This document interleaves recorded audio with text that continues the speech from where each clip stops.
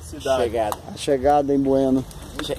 Chegada em Bueno. Vamos? Ó, 13 pontos do posto lá de casa até aqui, Tibone. 13.3. 3.3. Tranquilo? Tranquilo. Pode É isso aí. forçar. Agora vamos lá tomar um café, uma água, depois nós vamos estar silvando. Sei não.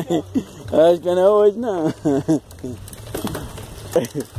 Nem hoje eu não tô 100%. Esse Anai, ele tá fazendo de tudo pra não pedalar hoje. Ele trouxe até um cara novo.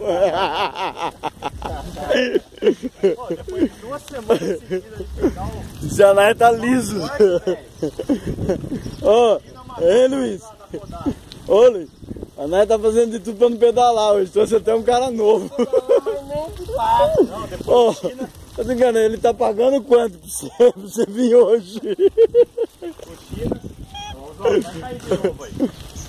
Oswaldo, agora você pode cair, eu tô filmando, vai! O China ajudou da gente, levou a gente lá na Kodak. Ah, ele judiou de você? Semana passada. Ai, Jamil, Pera aí, deixa eu ver se você entendeu. O China tá fazendo maldade pra você? Ah, levou a gente pra pedalar muito longe. Não dá pra entender o que você fala, cara. Tá com uma caja boa.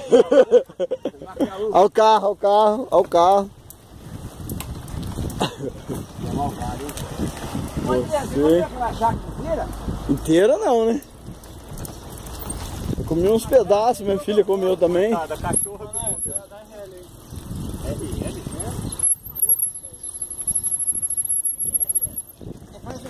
Pô, traduz pros velhos.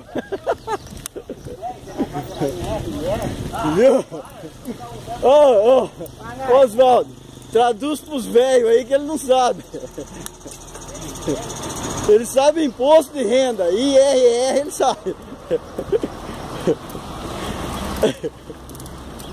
Agora esse negócio de IRR, essas coisas assim, mais nova, mais sofisticado, ele não... Opa! Chegando! Eu pedi uns